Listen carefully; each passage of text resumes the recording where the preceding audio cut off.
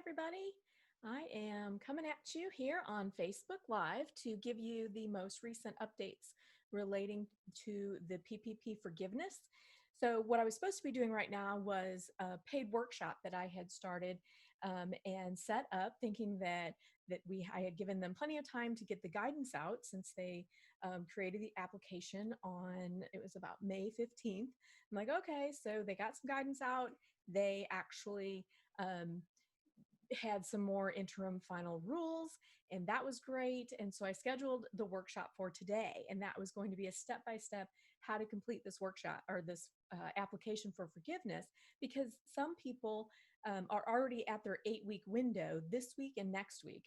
And so there were some questions on how do I get all of this forgiven, and there was an 11-page application that they put out on the Department of Treasury's website, and it was complicated for sure.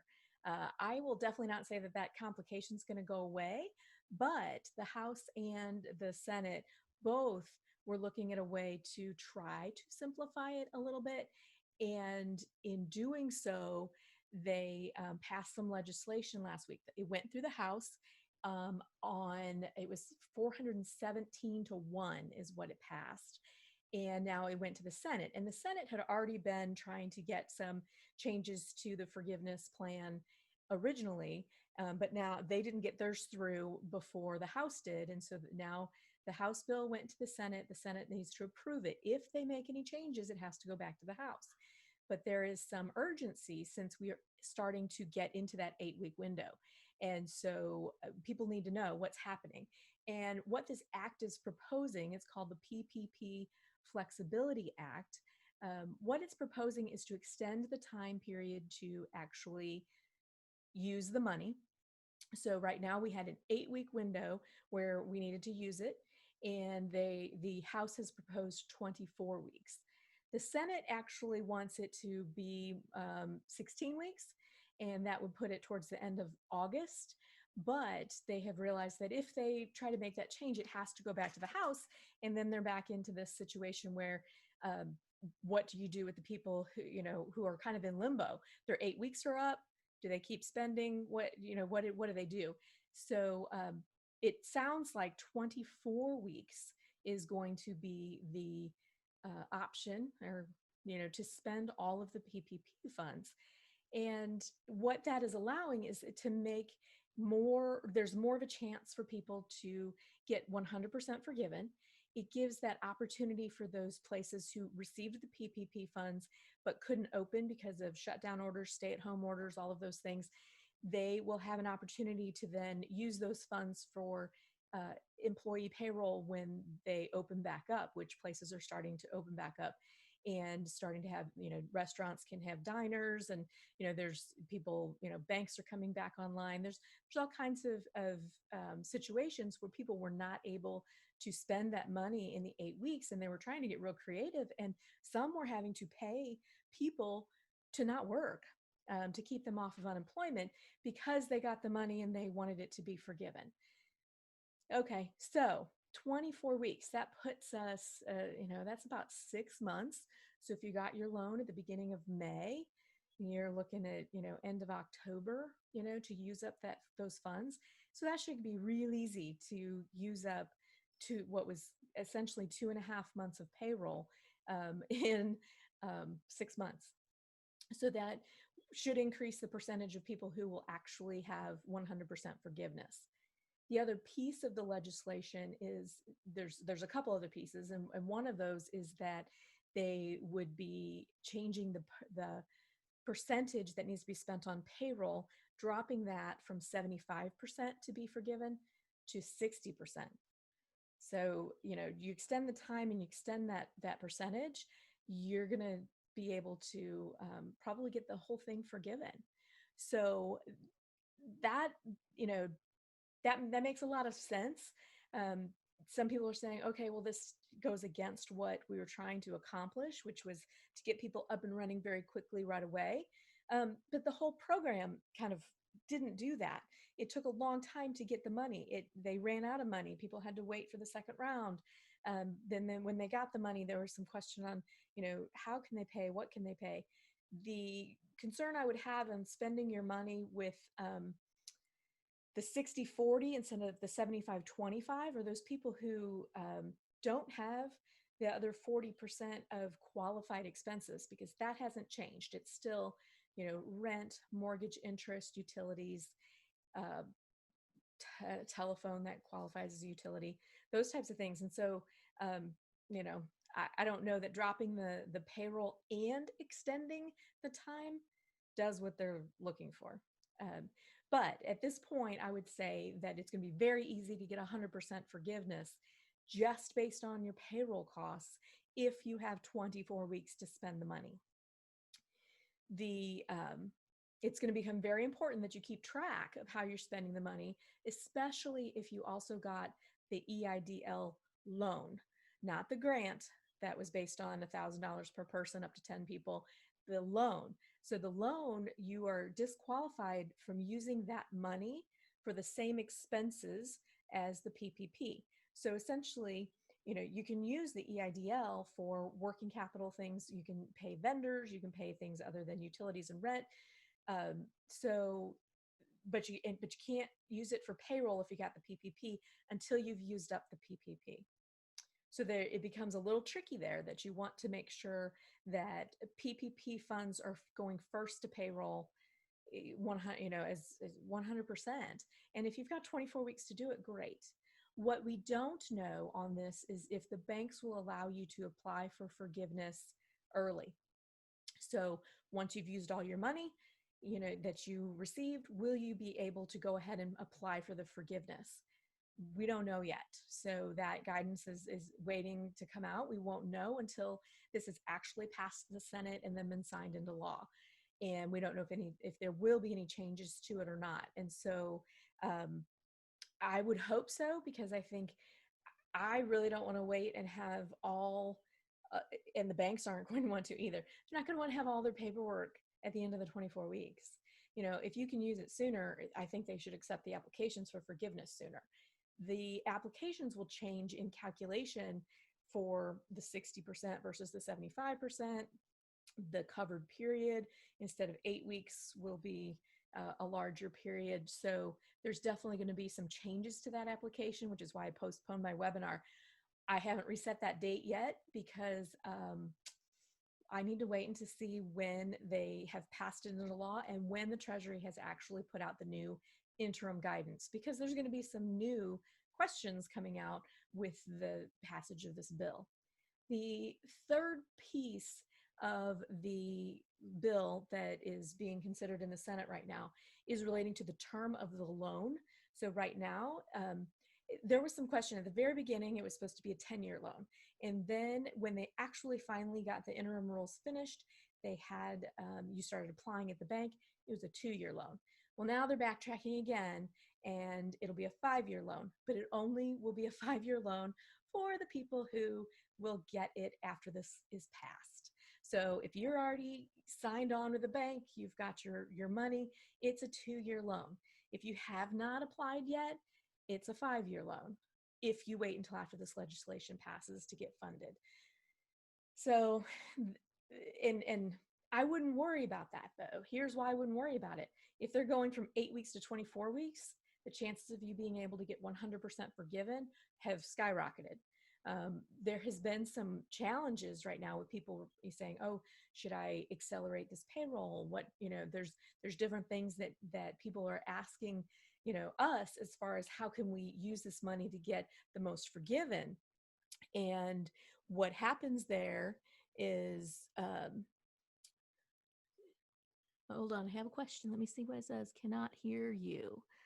I have my volume on high and cannot hear you. Let me see if I can adjust it. Is this better? Can anybody tell me? Let me see. I'll see if I can hear me.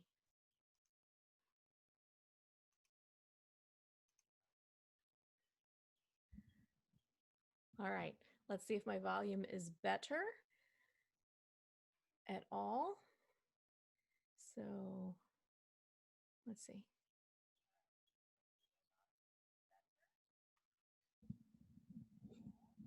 Because I can always move this microphone closer to me.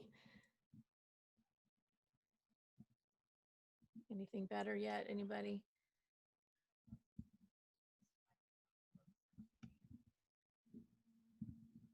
Okay, maybe I'll try it here. Is that better?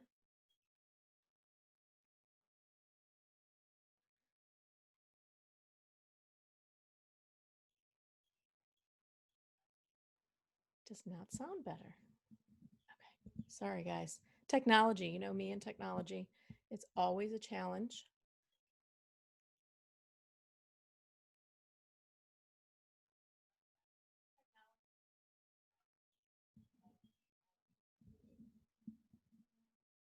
Okay, let's try it here for a minute and see if that's better. If anybody wants to give me a heads up. Okay, sounds like it.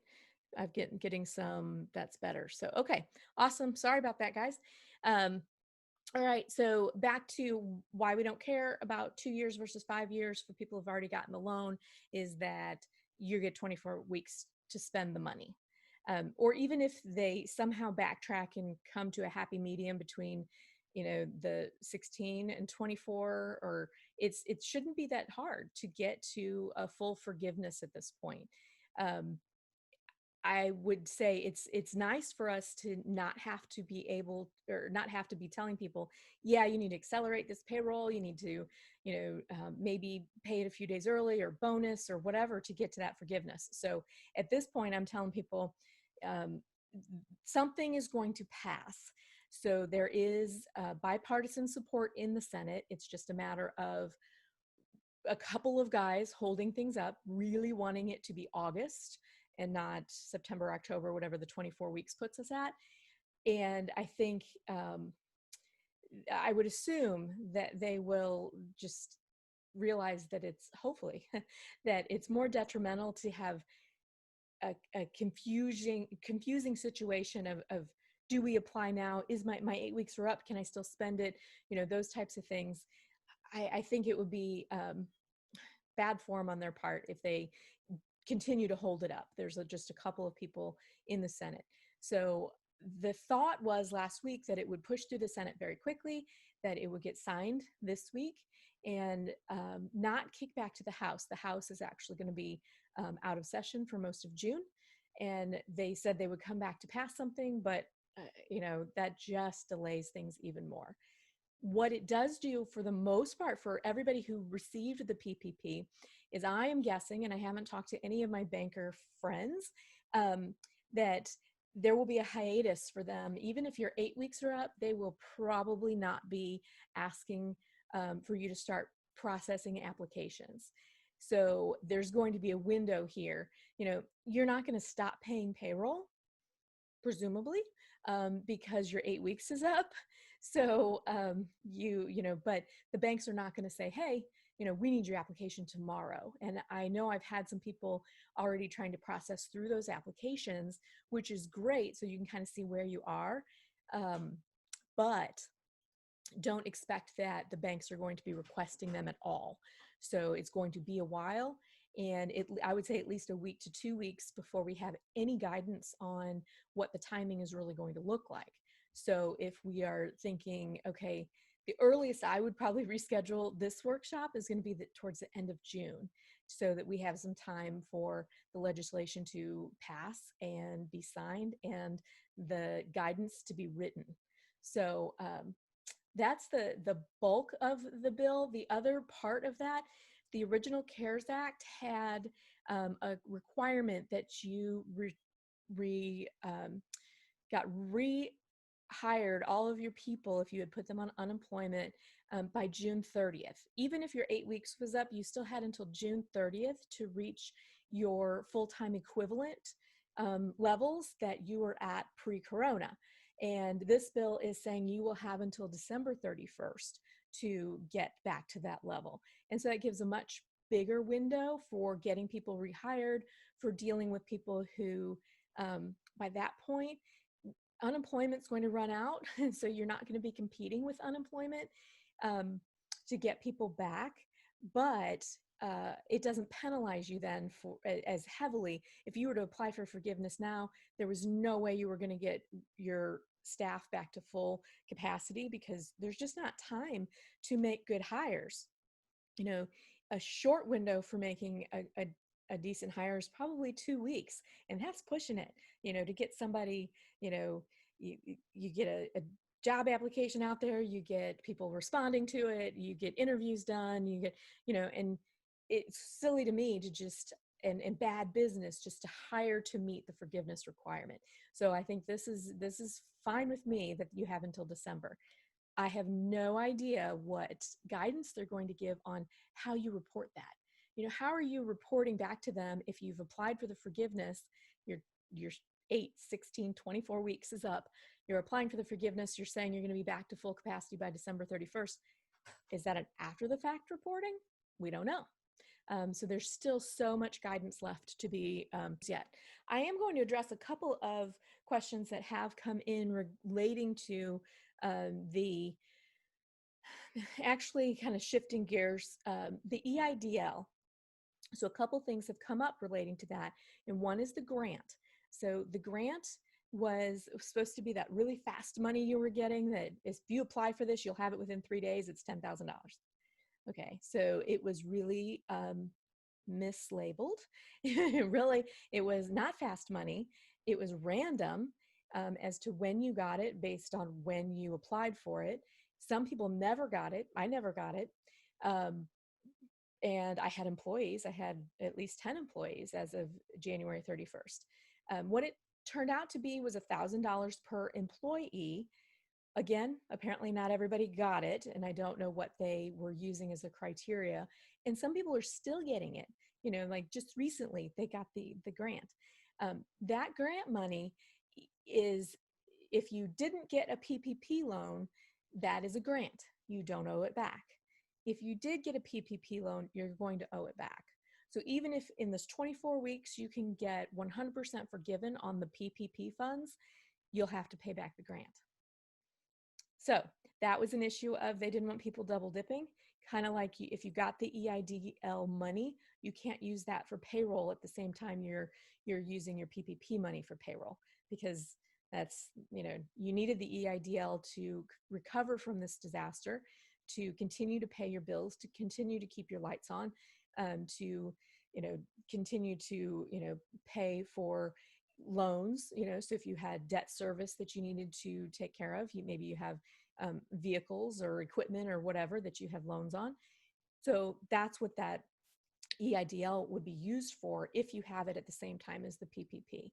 The grant money could have been used for payroll, and presumably that's why everybody was getting it, because it was based on number of employees. But again, it was random on when it showed up. A lot of people weren't getting any type of, no notifications at all. It just showed up in their bank account, was labeled something about the SBA, something about the EIDL.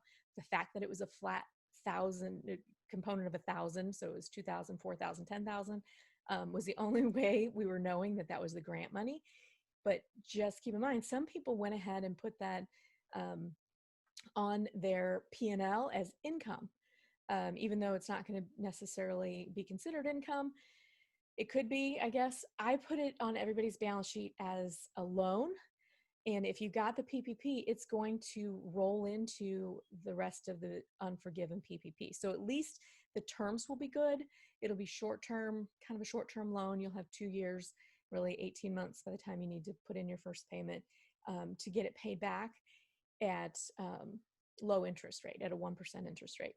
But keep in mind, that is, that has nothing to do with the forgiveness percentages. If you got a PPP loan of $100,000, current rules, you need to spend $75,000 of that on payroll costs. The rules that possibly are going to pass and are going to come, you need to spend $60,000 in order to be forgiven. And nowhere in that calculation do you take that EIDL grant into consideration yet. That essentially they figure out the 11-page forgiveness application and add the EIDL grant back. So, that's just know that if you got all 10,000, you're at least going to have a 1% loan at $10,000 of $10,000.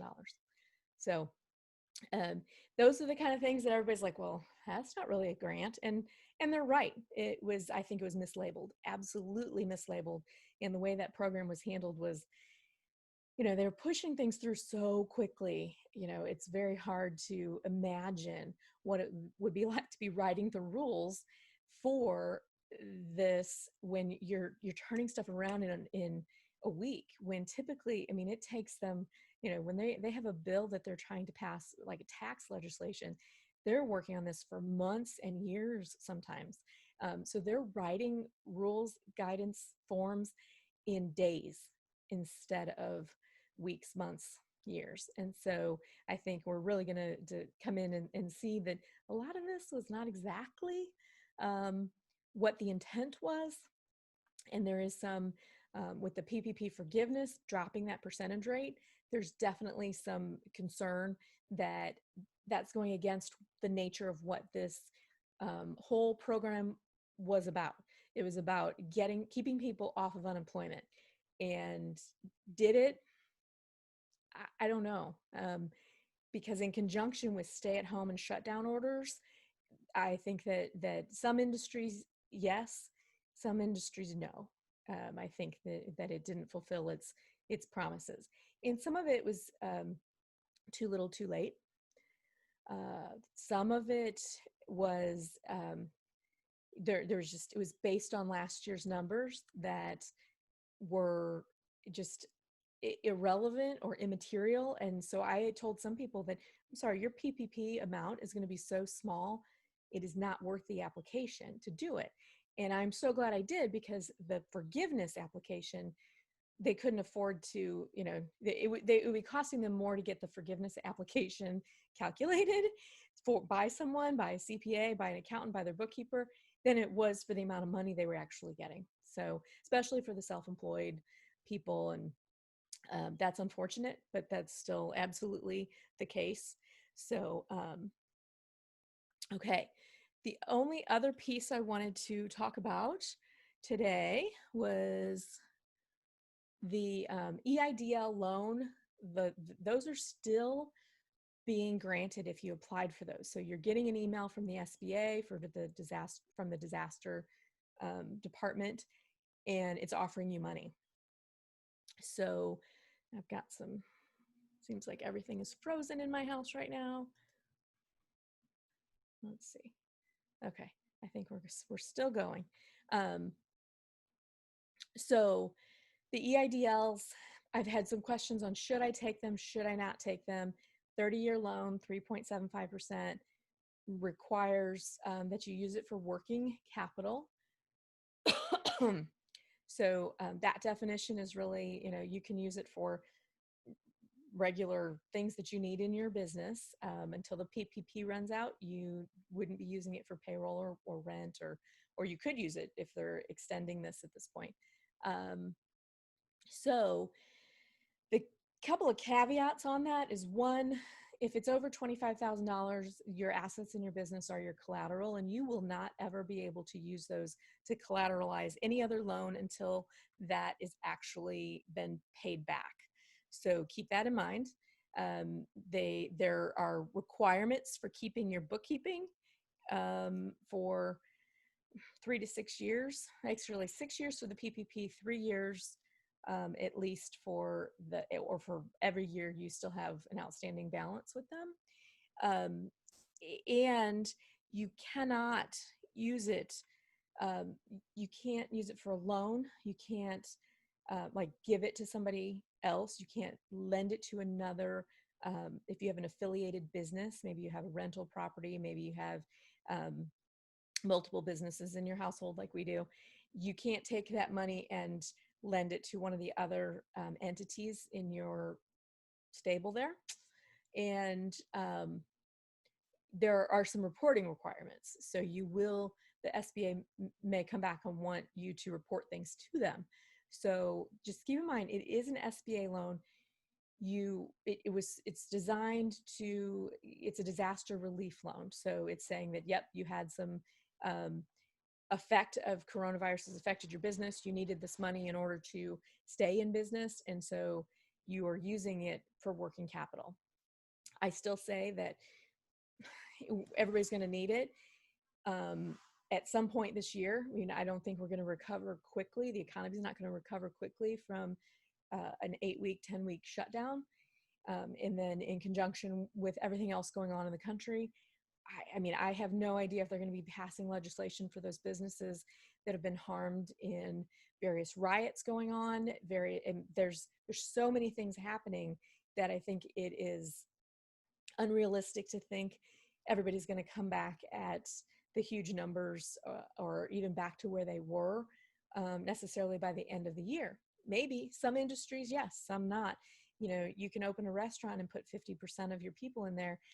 That's, unless, you know, that's going to be tough to be making some profit. There's already tight margins as it is in a restaurant. So, and how long are they going to keep that capacity reduced? How, you know, before they can go back to full capacity? There's just so many variables. But keep in mind, you get the money. Yes, you can use it to, if you need to buy computers or a server, or you need to buy any type of things for your business. I'm getting questions, can I use it to refinance my existing debt? Caution here. So one word of caution would be paying off credit card debt and getting down to that, using that for lower interest rate. I would say, yes, you probably could get away with that. Another question I've had is paying off the line of credit, because that interest is higher than 3.75. My concern with you for those is that then you don't have a line of credit. And the next time you may need one in the next 30 years or even 3 or 5 or 2, you have lost that line of credit that's already open.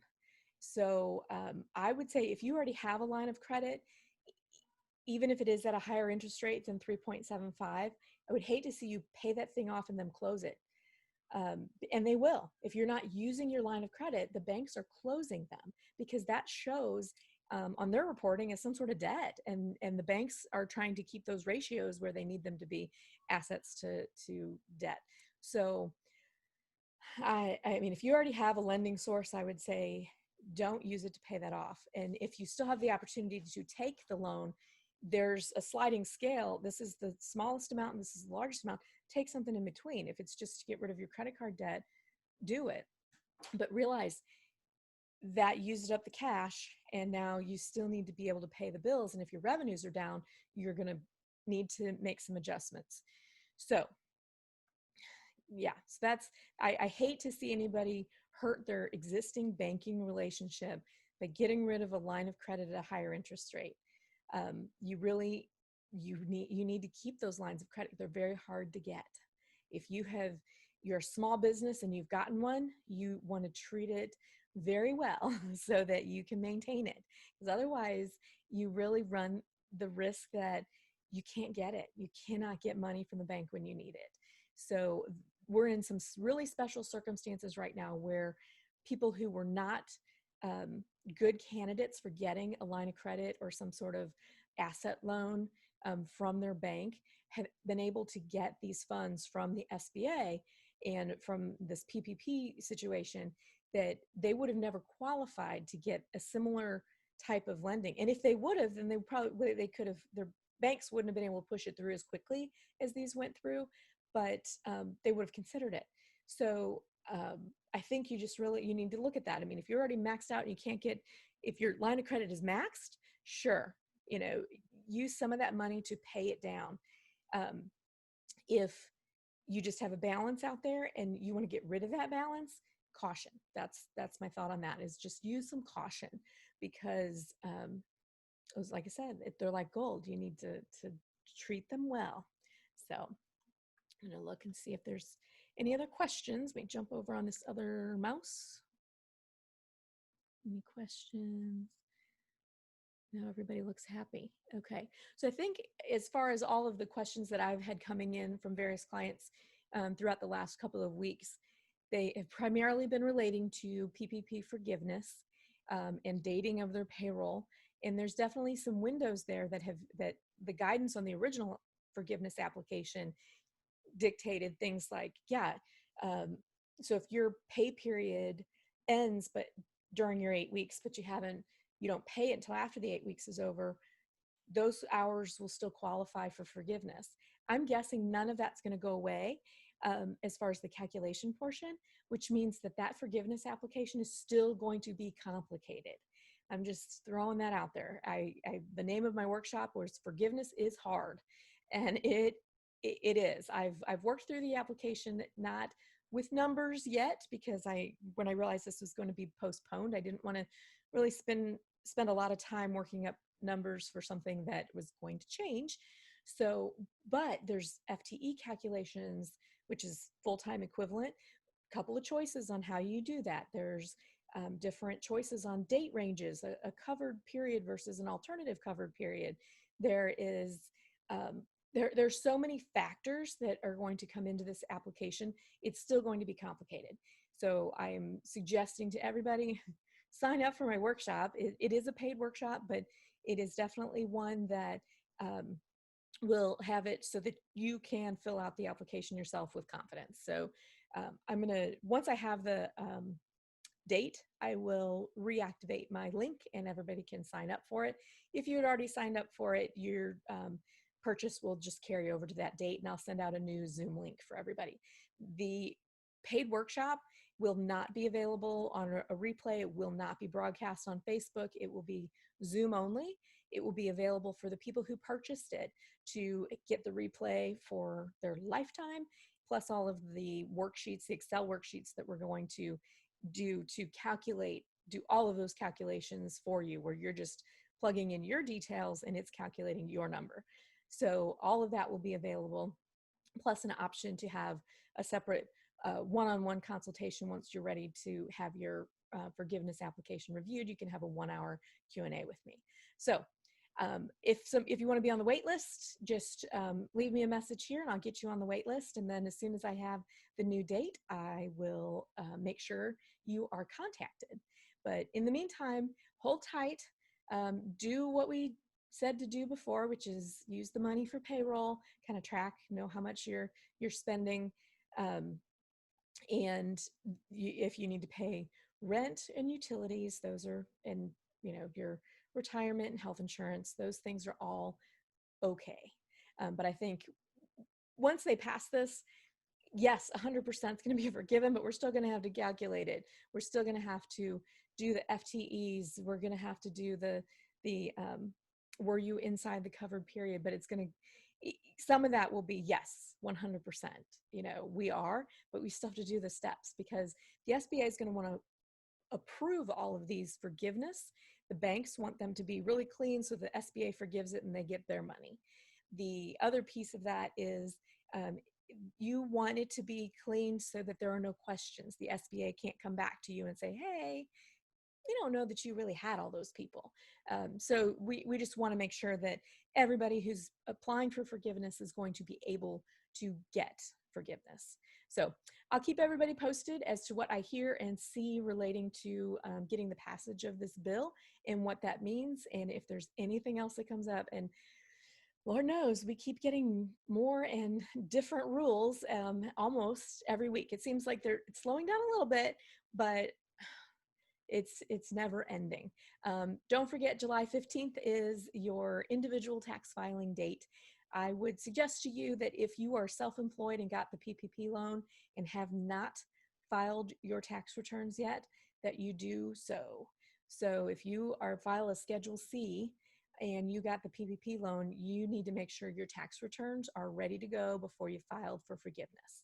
So if you haven't gotten that done, get that on your radar, get that over. If we prepare it, get that over to us and we'll get it taken care of. All right, everybody, have a great day. As usual, if you watch this on the replay and you have any questions, feel free to leave them in the comments and I will answer them as I see them.